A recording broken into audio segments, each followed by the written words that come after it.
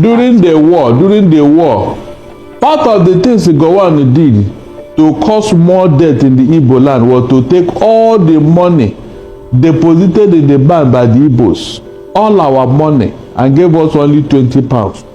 Whether you have 200,000 pounds or 200 million, or the federal government of Nigeria took it away as long as it is owned by the Igbo man. He took them away and was using that money to fight us. What does that tell you?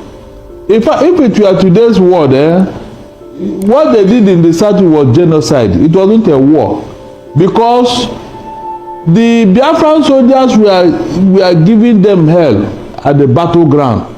Instead of them to battle them, they went after the civilians, innocent civilians, women and children.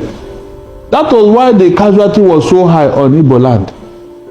They left the real soldiers who were fighting them in the bush, because they couldn't match the Biafran soldiers. They now vent their anger on innocent Igbo civilians, women and children.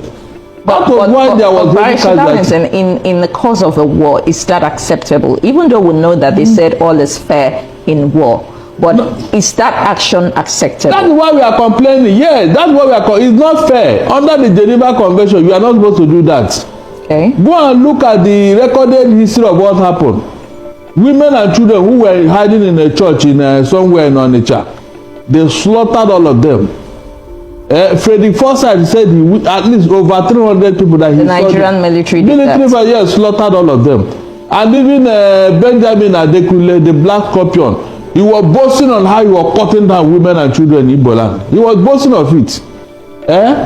No, is that what you call a war? You are fighting armless women and children. So, Barrister, why didn't that reintegration process and re-radicalization process it's going on with terrorists in Nigeria? Yes, exactly. It's happening with Boko Haram terrorists. They are de-radicalizing them, disarming them, and reintegrating them back into the society. And we've seen in all history of wars, like Rwandan genocide, like I cited, there was that program. It took place for peace and unity to be able to reign. Looks like it's some kind of closure for the people who suffered in that crisis. Why didn't that happen in Nigeria?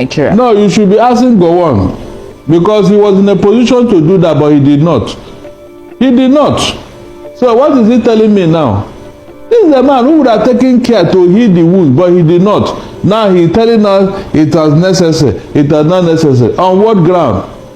Who started that war? Okay. Who started that war? If the former head of state, Gowon, didn't do that, the heads of state before him, after him, I mean, why didn't anybody, even in democratic system, when former President Olusegun Obasanjo came in 1999, Jonathan was there, Buhari was there, even the current president now, why haven't any head of state or any president taken any action for that? Because of what? Propaganda, disinformation. Promise, since that war happened, it had been recorded through propaganda that the Igbos started a civil war, that we wanted to disintegrate Nigeria. Until IBB's... Good, until IBB wrote a book. You can see what we're talking about. So, shame is on them now, including Gowon. This thing you are telling me now, Gowon have not deemed it fit to discuss what is going on in Plateau and Benue as of today. His own state, Plateau. He has not told us what happened. Why are they killing them in that state now? His own state, oh. He has never opened his mouth to utter a word about that killing going on there. This was exactly what they were doing to the Igbos that time until the Igbos reacted. This thing that's going on in Plateau, is it not enough to cause war? Tell me, is it not enough to cause war? This is exactly what happened in 1967 when they were killing the Igbos all over the place. When lives are being threatened. They perish. And you kept quiet, and you expect them to keep quiet. That was exactly what happened. Exactly what this is the same modus operandi. But because these people have tolerated, either they don't have the liver to fight or whatever. All right, so let's move on to other stories. So I thank God it's happening under Gowon's nose. I expected him to talk about it. From Plateau State. I said I expected him to talk about it. A lot of Plateau citizens. All that you went through, honestly, as I said, the civil war it was not my wish or intention to have, to fight a civil war. It is not a hatred against any peoples, but the political situation at the time was such that it got to the point. It's either Nigeria remains one country or not. And as I always said during that time, I said, if question of breaking Nigeria is not part of our discussion, etc. We will review everything in order to make sure that Nigeria survive and be a great country. I am a great believer in Nigeria. The war aim of Biafra is purely to prevent ourselves being slaughtered, nothing more. We haven't got the sophisticated war aim of Nigeria to conquer, to overrun, to do something or the other. For us, merely to prevent. And if anybody is going to judge our success and failure in this war, it will have to depend on how much we have prevented the enemy from killing us. Now, after watching this, you understand what I mean, right? That Ojukwu never started any war. And today, the mastermind of the war is coming out to ask for forgiveness. After 3.5 million people, mother and children being killed. Oh, it's just unfortunate, honestly speaking. It's just unfortunate. And now let's just forget about what happened. What happened to the Igbos after the war?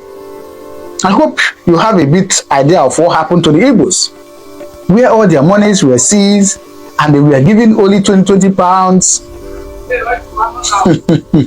Now, aside from that too, how have they been treated all this while? They have been treated not even as third-class citizens, but as people who do not have any connection with the country. They are treated like outcasts. They are treated like people who are not part of the country. Anyway, I'm just beginning to feel somehow about this. Please, I want to beg you to watch this analysis our brother did, right? And then after watching it, please do well to drop your comment on the comment section. Remember the question I asked earlier.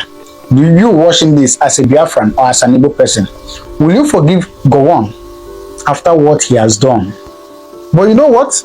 I'm also happy that Gowon is alive today, seeing what is happening in Nigeria, seeing what is happening in the north, where he comes from.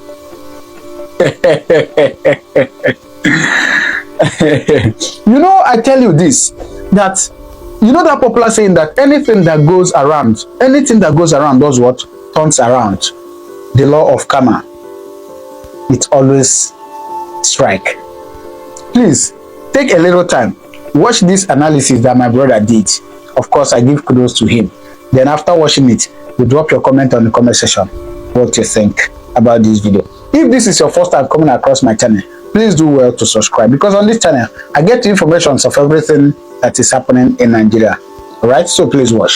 At the time, I made a video and I was asking that, does Gowon really feel good about the war he led Nigeria to fight against Biafra that killed, some person says 3 million, no, some person says 2.something million, some person said 5 million people died during the war. I thank God that God has kept Gowon alive to witness what is going on in Nigeria today, the place they fought to keep war.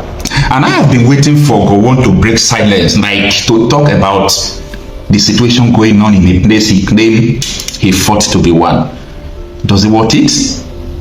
Excuse me, the killing of 5 million people, does it worth it? Does it worth what you are seeing today? After the war, from that time till now, do you think people who have died in Nigeria is not more than even 5 million people? If someone should come out to sit you down, to explain to you that some persons killed almost 5 million people to keep this place warm, They kill people for the insecurity you have today. They kill people for the famine, the hunger, for the malnutrition, for the corruption, for the looting. For God's sake, I just want you to help me to answer this question on the comment section. In your own conscience, does this place look like a place where people fought to keep one? Now, if your answer is no, what is the purpose of fighting to keep Nigeria one? If in your mind you feel that no, this has no purpose or this has no meaning, it doesn't worth it, then why are we still fighting to keep Nigeria one? Now, the mistake Gowon made so many years ago is the same mistake a lot of us are making today, and I am going to tell you this. I am glad that Gowon breaks silence. I've been waiting for this man to come out to speak about this situation.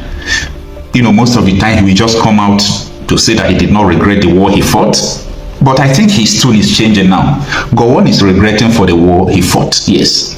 Now, this is what he said recently. He says that the war we fought was not for hatred, it was for unity. He said this because Gowon's village, non-living things, sorry, they are living things, they are plants and some animals, bush animals, not even domestic animals. But are they human beings in Gowon town today? No, absolutely no. In Gowon's village today, are they human beings there? They have sacrificed them to the gods. Yeah, terrorists have sacrificed them. All these people they call bandits. Change the name of the community. Now Gowon is talking. So I really want people to ponder on this, because it's not all about because I have someone who is a politician who is bankrolling me, because I have someone who is a senator, a governor, a president is from my side. We feel that, oh, we must do everything to make sure we continue to sing that this country should be one. It's a great mistake. People made it before, they regretted, and they are still making it today. Now, Gowon said that the civil war was fought for unity, not hatred.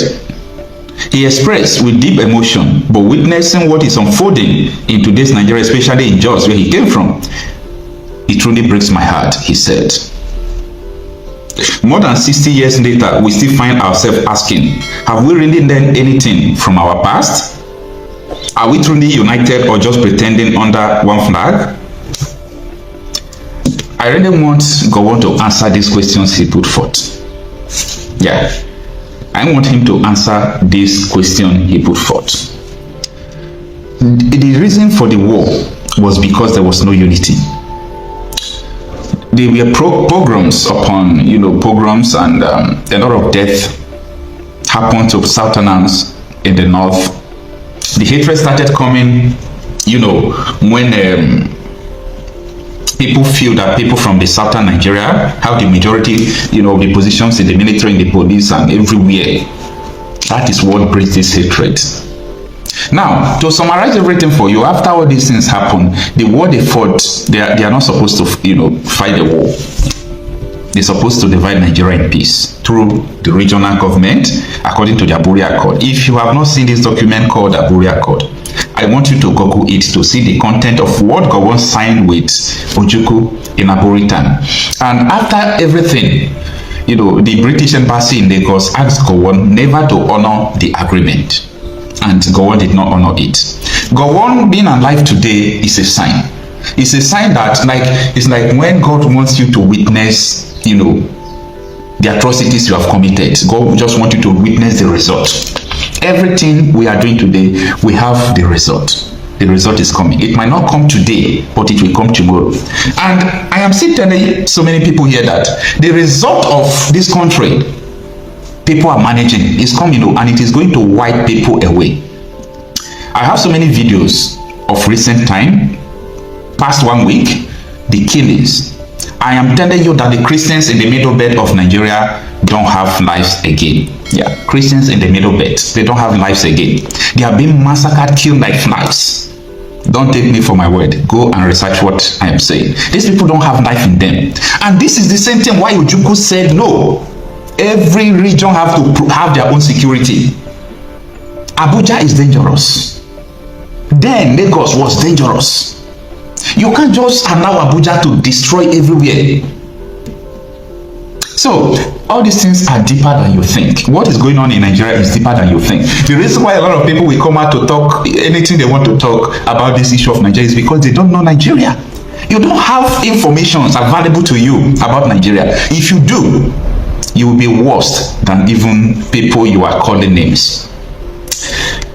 Now, Boko Haram, all these people who are fighting, they are in in the same meeting with so many Nigerian politicians, just like what the father Neya of Benue State said, that lawmakers are the ones sponsoring the bandits, giving them food in the bush. This is a governor saying that, okay? But Nigerian youths will not react as usual. They keep on finding what is not looking for them. That is a fortunate thing.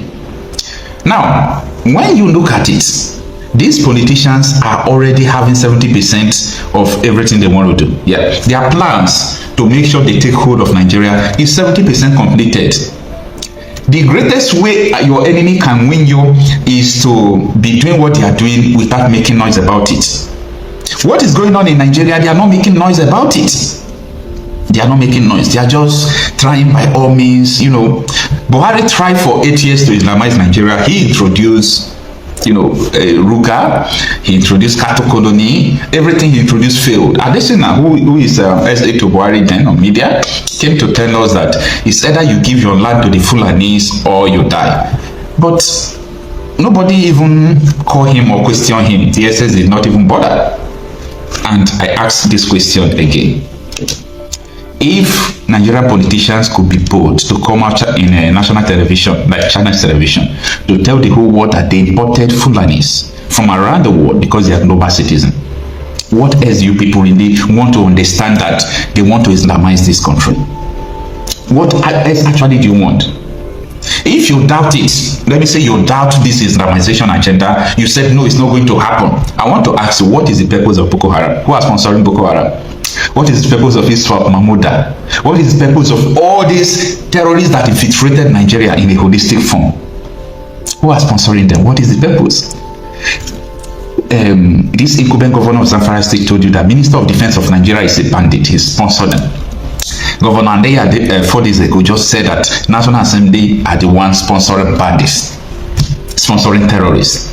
What else do you people really want to understand about this Islamization of Nigeria? Oh, you thought it is because of election alone they sponsor these people? No, it's not because of election alone. But during election, or if they want to destabilize any region, they normally lose their doors. So these are the things going on in Nigeria, and I really want people to understand. But I am glad that Gowon really, understand that what they did was a mistake, and people are still making the mistake up to today. Let me know what you think about this. However, take a look at this video.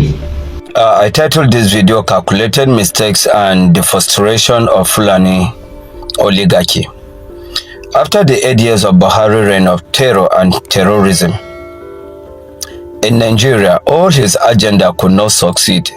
From Ruga, Nigeria resisted Ruga, cattle colony, Nigeria rejected cattle colony, and then livestock transformation program, Nigeria rejected it. The last attempt was actually the Wuru census he wanted to do. Nigeria all rejected it. But then, since his 8 years was up, there was nothing they can do. They wanted a situation whereby he will hand over power to someone that will continue the Fulani Islamization agenda program. One, the calculation mistake that they did was, okay, let them hand over power to a Yoruba man who will be a Muslim, and they will bring a VP to actually be a Muslim ticket. That desire to hand over power was not out of sincerity, but it was out of mischief. When they told that the grandpa in the villa now, because he was not looking mentally okay and he was not looking strong, they knew very well that Osibanjo would have become a better president by development and economic antics of this country. But no, because they have interior motives, they decided to bring grandpa, who they thought in their mind that would not last. And they brought Shetima, who was actually a Boko Haramist, that peradventure in an event that grandpa die or become incapacitated, Shetima would take over. But to God be the glory. Since after the swearing in, the grandpa has been like a 40-year-old young man. Now, their frustration began when they discover that they have made a calculated mistake. One, the grandpa is not dying soon. Secondly, most of the structure that Buhari actually put in power before handing over, they discover that the grandpa is actually destroying them. They also discover that the emperor, the pharaoh of Kaduna, that's supposed to actually carry their plan and their agenda, they thought he could either become chief of staff or SSG. He did not get any of those positions. Rather, even the minister could not be given to him. It is out of this frustration that you see what is going on in the north today, that they are tried by all means from pillar to pole calling for alliance, that they want to unseat the president. Now, the question here is it only the north that have the ability that can unseat and decide who becomes the president? I know that grandpa in the villa is not doing well economically, but if it is Nigerians that actually want a different president, that is a different ball game.